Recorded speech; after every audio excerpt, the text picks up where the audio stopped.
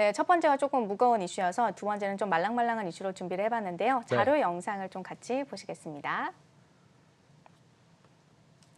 네, 소 한 마리가요, 문을 이제 머리로 밀고 작은 공간으로 천천히 들어오죠. 도대체 뭘 하려는 걸까 좀 살펴봤는데 두리번거리던 소가요, 조금 더 보시면요. 느리네요, 소라서. 네, 볼일을 봅니다. 네. 이 최근에 독일의 한 연구소에서 오늘은 대체 무슨 주제를 갖고 왔길래? 네. 이게 좀 굉장히 좀 민망하네요. 어쨌든 네. 최근 독일의 한 연구소에서 이 소에게 화장실 훈련을 시켜서 좀 성공한 영상인데요. 소들도 충분히 학습을 하기만 하면 이 대소변을 가릴 수 있다라는 것을 보여주고 있습니다.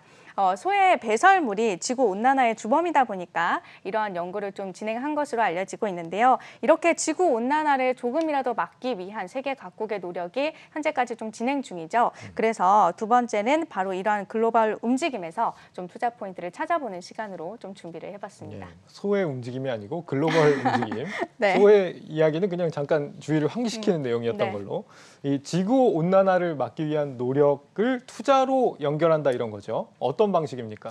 네, 바로 탄소 배출권 그 자체에 투자를 하는 방식인데요. 보통 이제 환경과 관련한 투자라고 한다면 이제 ESG 투자와 그리고 또 신재생 에너지 기업에 투자하는 방식을 좀 많이 떠올릴 텐데 이제 기업들이 사고 파는 탄소 배출권에 투자를 해서 해당 가격 상승분을 좀 가져갈 수 있는 투자 방법이라는 게 있습니다. 참고로 탄소 배출권에 대해서 좀 설명을 드리면 이산화탄소나 그리고 또 메탄을 비롯해서 이 지구 온난화를 유발하는 6대 온실가스를 배출할 수 있는 권리를 말합니다. 현재 세계 각국의 기업들은 이제 탄소를 배출하는 양만큼 이 탄소 배출권을 사야 하고요.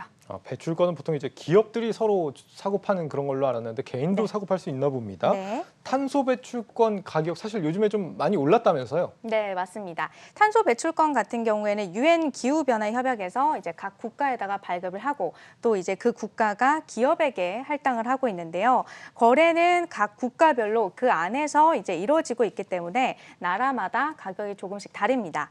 때문에 이 중에서 거래가 가장 활성화되어 있는 유럽의 탄소 배출권 가격을 좀 대표적으로 살펴보면요.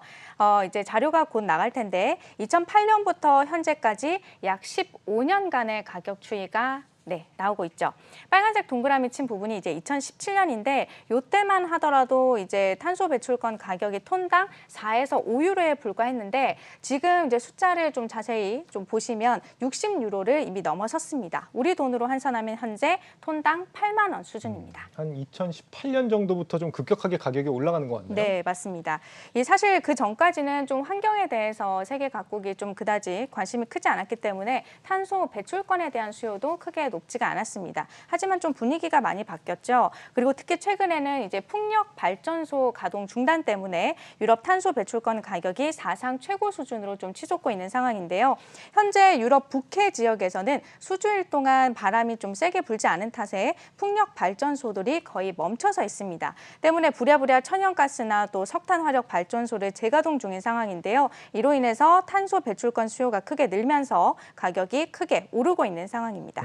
지금 사상 최고 수준으로 치솟고 있다. 앞으로 전망은 그러면 어떨 걸로 나타나고 있죠? 긍정적입니다. OECD는요, 이 파리 기후 협약에 따라서 2050년까지 순수 탄소 배출량을 제로로 만들기 위해서는 탄소 배출권 가격이 톤당 147달러까지는 올라와야 된다라고 분석을 하고 있는데요. 유럽 탄소 배출권으로 봤을 때 지금보다는 가격이 2배는 더 올라야 된다라는 얘기입니다. 현재 배출권 가격이 기업들의 어떤 적극적인 탄소 배출량 감소를 유도하기에는 충분치 않다라는 건데 탄소 저감 기술이 발전돼서 이 배출권 수요가 떨어질 때까지는 탄소 배출권의 가격이 장기적으로 꾸준히 상승할 수밖에 없다라는 전망이 나오고 있습니다. 또 유럽연합이 탄소 국경세를 도입하는 것도 이 탄소 이제 배출권 시장에는 꽤 긍정적인 이슈인데요. 유럽연합의 제품을 수출하려면 기업들은 탄소 인증서를 또 구입을 해야 되는데 이 인증서 가격이 탄소 배출권 가격과 연동이 될 것으로 예상이 됩니다. 그만큼 탄소 배출권에 대한 수요가 늘 수 있다는 거죠. 네, 그렇다면 우리가 가장 알고 싶어하는 개인이 탄소 배출권에 투자하는 방법 어떻게 해야 됩니까? ETF를 활용하는 방법이 있습니다. 좀 대표적인 상품이 미국 증시에 상장된 크랜시어즈 글로벌 탑 카본 ETF인데요. 티커명은 KRBN이고 2020년 7월에 상장이 됐습니다. 현재 순자산이 우리 돈으로 봤을 때 약 9,100억 원이니까 꽤 나름 큰 편이고요. 네. 이제 추종 지수가 이제 탄소 배출권에서는 시장 규모가 꽤 큰 유럽과 또 캘리포니아 그리고 미국 북동부 탄소 배출권 선물 가격으로 구성된 IHS 마켓 글로벌 카본 지수를 추종을 하고 있습니다.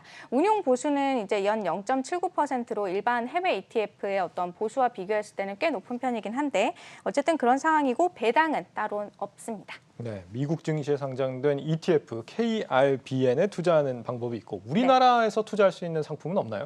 아쉽게도 아직까지는 없습니다. 하지만 좀 이달 중으로 신한과 삼성 그리고 NH아무ndi 자산운용이 이 글로벌 탄소 배출권과 관련한 ETF 상품을 출시할 것으로 보입니다. 현재 거래소 상장 예비 심사를 통과한 것으로 전해지는데 만약에 관심 있는 분들이라면 이제 거래량은 좀 충분한지 그리고 또 연간 이제 운용 수수료는 다른 상품들과 비교했을 때 어떤 적정한 수준인지를 꼭 따져보셔야 되겠습니다. 네, 이 환경에 대한 가치가 점점 높아지니까 앞으로 이 탄소 배출권에 대한 중요성도 더 올라가지 않을까 이런 생각이 드는데 네. 혹시 이 투자할 때 그렇다면 좀 주의해야 할 점은 없습니까? 어떻습니까? 네, 있습니다. 탄소 배출권 같은 경우에는 이제 주식이나 채권 등의 자산과 비교했을 때 좀 상관관계가 낮아서 이제 자산 배분 효과가 크기 때문에 관심을 갖는 분들이 좀 많은데요. 다만 날씨나 어떤 다른 원자재 시세 변동에 또 영향을 받을 수 있는 점이 있습니다. 앞서 말씀드렸던 유럽의 풍력 발전소로 인해서 이제 탄소 배출권 가격이 상승했던 사례를 좀 떠올려 보시면 될 텐데요. 이렇게 좀 다시 정리를 해드린다면 어쨌든 변동성이 클 수 있다라는 거고요. 또 탄소 배출권은 엄밀히 말하면 금처럼 내재 가치가 없는 상품입니다. 때문에 이 전 자산을 한꺼번에 몰아서 투자하는 방식은 좀 경계해야 될 필요가 있다라는 조언이 나옵니다. 네, 김보미 기자와 함께했습니다. 잘 들었습니다.